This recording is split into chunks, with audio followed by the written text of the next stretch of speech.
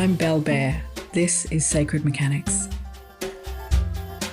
Yes, sorry it's been a few weeks in between episodes. I've been behind the scenes with a little bit of hard work, starting up my very own little publishing company called Faun, Fauun. So you'll be hearing a little bit more about this as I move forward because I'm pretty excited about it. And I think the subject matter of it might interest you since you're tuning in to listen to this podcast, which is all about the occult and the unseen and witchcraft and energy healing and spooky stuff and a little bit of books and whatever else comes up, actually. So I'm excited about this, not just because it's my new baby project, but also it's quite cathartic for me. I've been living in two worlds most of my life.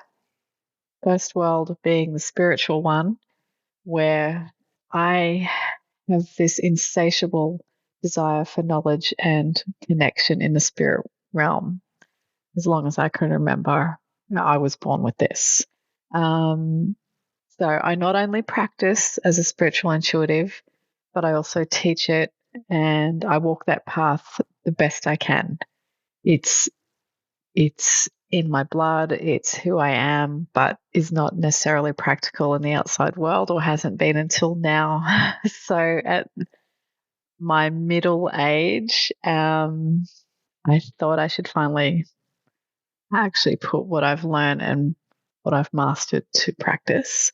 And the second world that I move in a bit more freely, I suppose, in the other half of my life is the world of an artist. I'm an artist, I'm a creator, always have been and always will be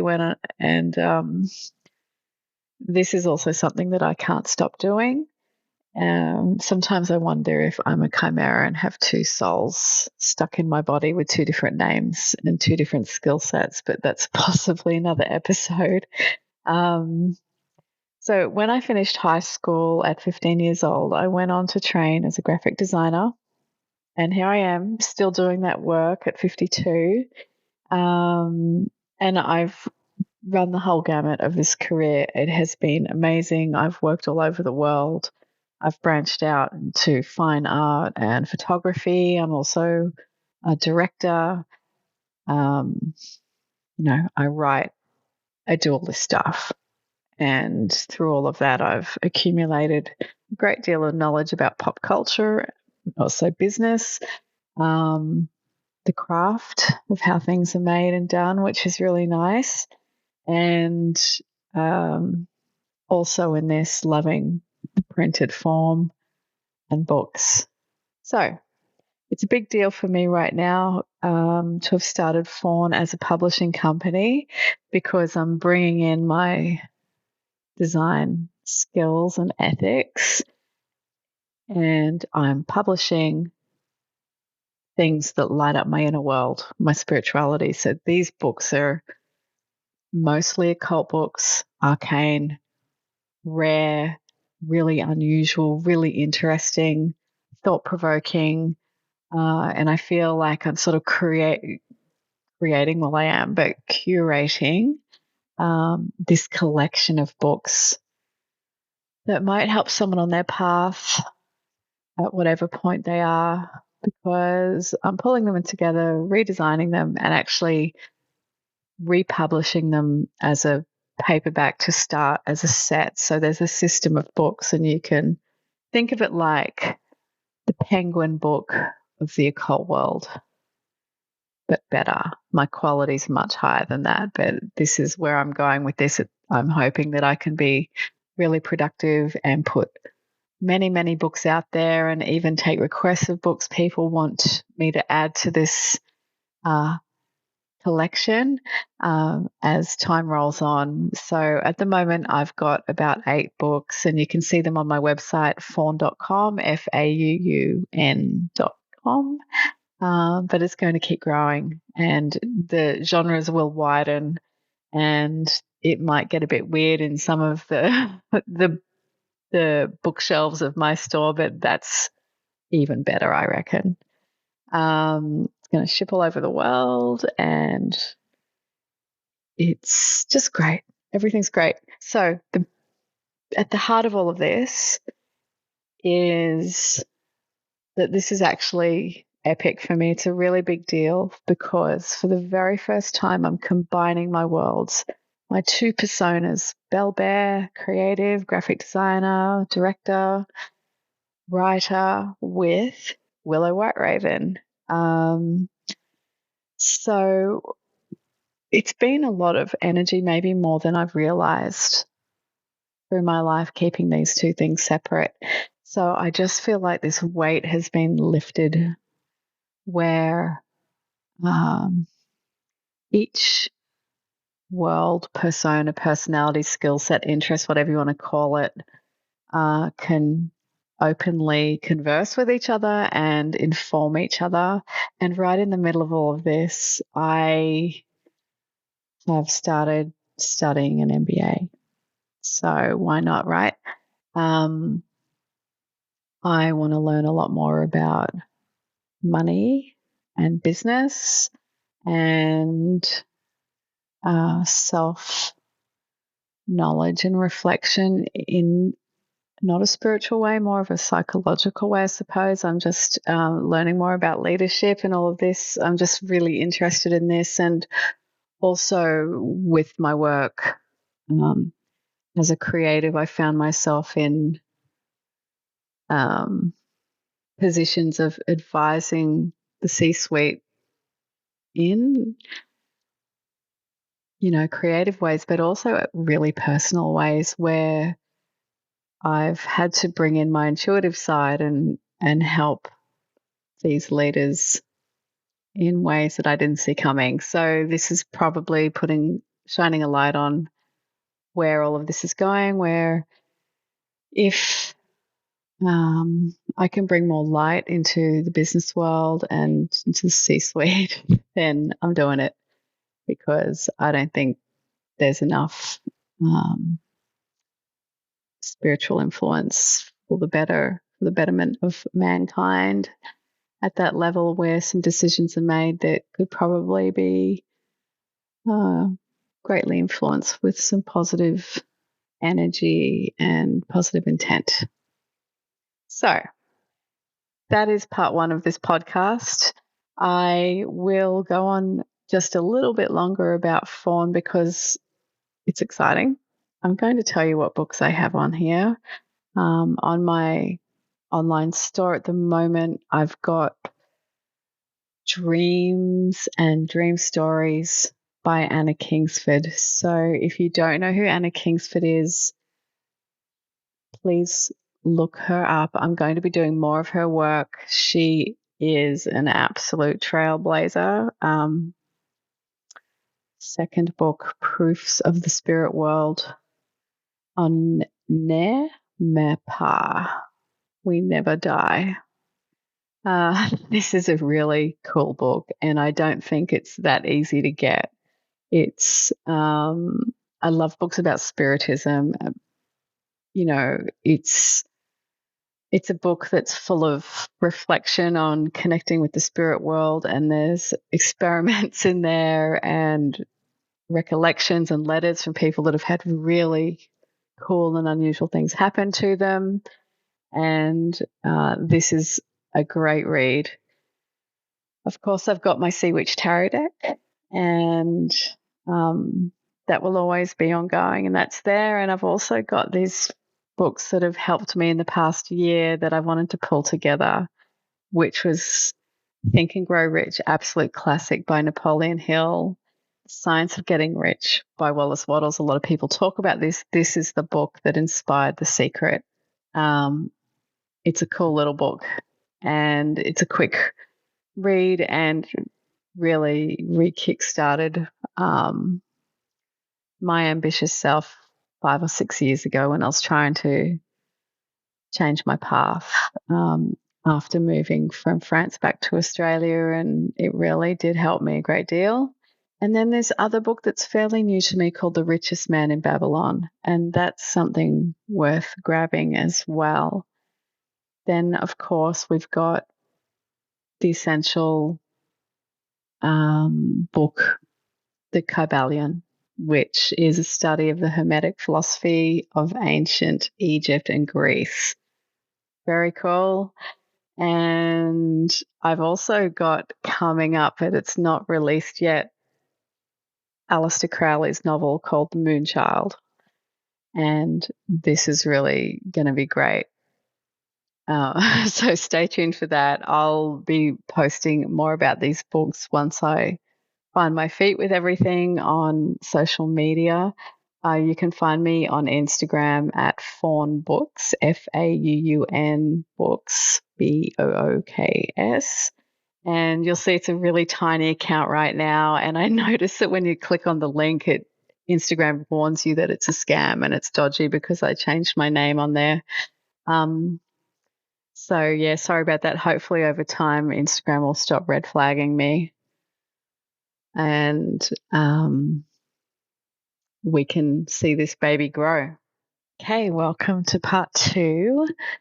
I just wanted to say before I get started that I am in this gorgeous location right now in a beautiful, I guess I'd classify it as an architectural masterpiece, this house. I'm remote. I'm in a place called Barham I think I'm in New South Wales, although I had to fly into Melbourne and drive 3.5 hours to get here north. So I don't actually know what state I'm in here in Australia, which is saying something like, this is a really big place. It took me a full 10 hours traveling yesterday to get here, but goodness me, it's worth it. The solitude is intense.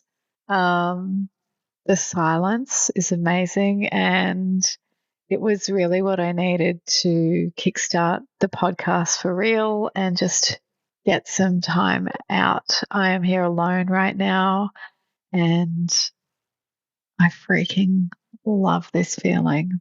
Anyway, although I do miss home and all of that, but this is not going to be something that I forget for a long time. It's been wonderful.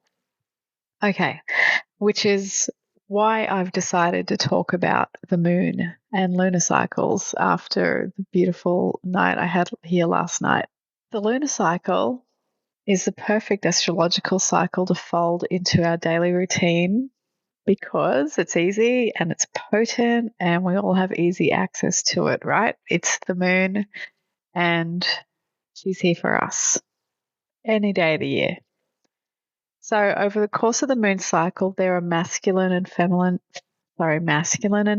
phases that lend themselves towards promoting different activities. And they give us, the moon pulls us with and pushes us with certain energy.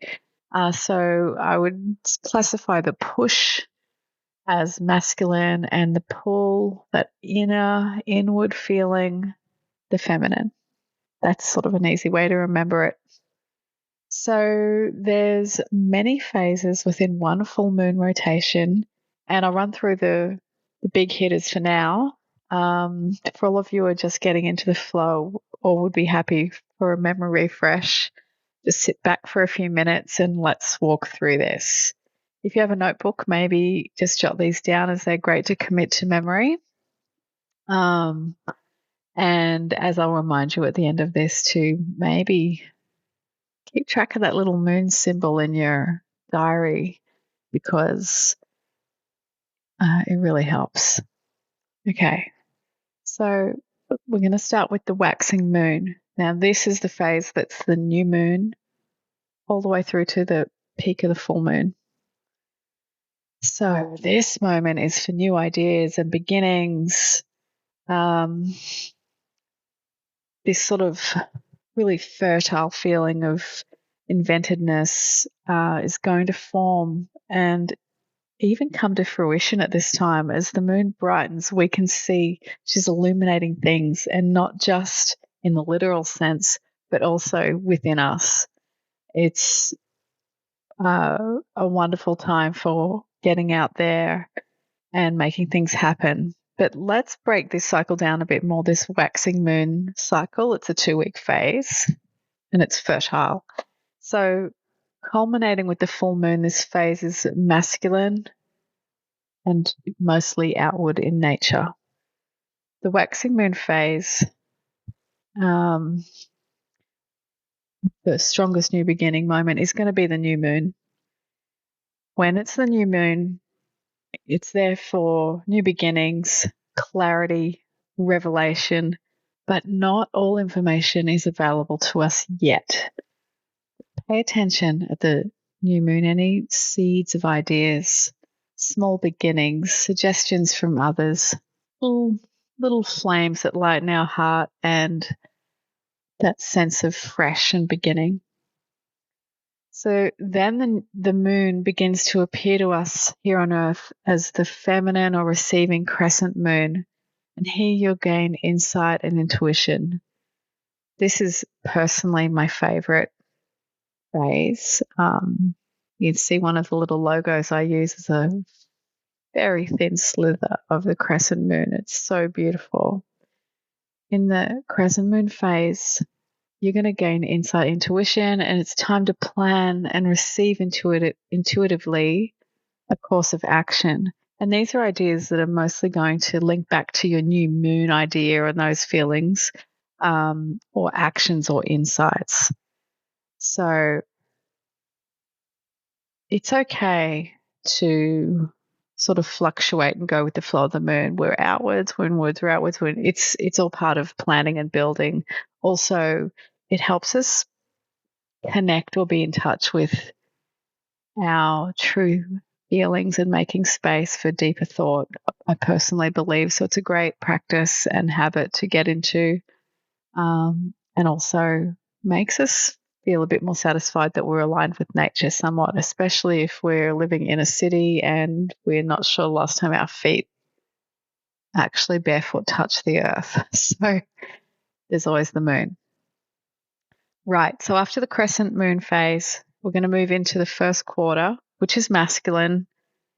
It's about trusting the process, and that means trust the timing of things as they unfurl and trust yourself. Go with your instinct. You should always go with your instinct, but like your instinct's probably going to be a bit louder now and stronger, and particularly during this first quarter, instinct is key. And it's also a good moment for self-expression. So when we think about self-expression aligned with our instinct and trusting ourselves, maybe there's some things that you need to put out there or you just want to say, that are from a deeper place. So go ahead and do it then. The moon's got your back. Then next is the givers. Back to the feminine energy and expect, imagine yourself as an open vessel. You're open to receive information intuitively or just from noticing the signs. You're going to fare well here with information coming in, and it sometimes benefits to write things down, or remember them, commit them to memory somehow, because it's really interesting to observe these cycles in a wider loop, sort of as the year rolls on and your projects roll on or personal development rolls on. Here in this phase, you're going to receive confirmation as well, or further insight on how to proceed. And it's still not going to be the full picture yet, but like the sun rises every day, the illumination will come. So just enjoy the moment for what it is. You're going to get little signs of confirmation, feelings, things are going to sort of happen that help push you forward as well, to be like, yeah, you're on the right track. And this sort of prepares you for the peak. Now we're hitting the full stride of the waning moon. The cycle trips back from the full moon to the new moon in this phase, and here's a 2-week opportunity to walk through our shadow aspects, our inner world. It's introspection. So by the time the waning moon becomes a new moon, once more there is a sense of release and completion. Okay, I hope you're following me on this. So into the waning moon phases. It's hello full moon. Illumination has arrived and all is revealed. I mean, how can it not be? How can it not be when the moon shines so bright with so much intent? So be awake and aware for this moment, even if it's the only part of the moon cycle that you sort of pay attention to. You know, it won't let you down. Gotta love a full moon. Illumination here also shows us potential shadows, not just light. So this is really important to keep in mind. You'll be able to adjust your new moon plans here with more clarity. And if there's going to be any roadblocks or shadows, you're going to see them now. And then next we have the disseminating feminine moon phase. So think collaboration, bounce ideas together. Notice how sharing concepts helps things flourish and just elevates everything. And then we're going to move into the last quarter, which is masculine again. And here we're in a completion and transition phase now. It's preparation time to tie loose ends. And you also may notice your intuition is coming through much more strongly at this time. And it's also a good moment to give something a last push. So that's your last quarter. Last push, last quarter. Go for it. Okay. And then we've got the balsamic moon. It's feminine and phew, what a release. We're going to show gratitude for entering into the new moon cycle. And here's a moment to leave behind what no longer serves us, or things or feelings or thoughts not relevant to us anymore. And it's a time to reflect and see what these things might be, because it might not be super obvious what it is. So take the time, just a moment, stillness, or at several points in the day, and make notes of these things. And then you can decisively let things go or shelve them for a little bit, or completely cut them off. Do what you got to do. But I think you'll be suitably impressed if you follow this and do align your diary with the moon and see how you go for time out for yourself, social engagements, important meetings, presentations. You could come back and refer to this podcast for a little recoaching on the moon or just a recap. And of course, if you put a moon phase app on your phone or something like that, it's really awesome. Unless you like sort of old school diaries like I do and you're just drawing the moon phase all the time, or am I just the only one that does that? I'm not sure. Just invoking all sorts of things. Okay, I'm going to leave this episode here. I'm Belle Bear. This is Sacred Mechanics.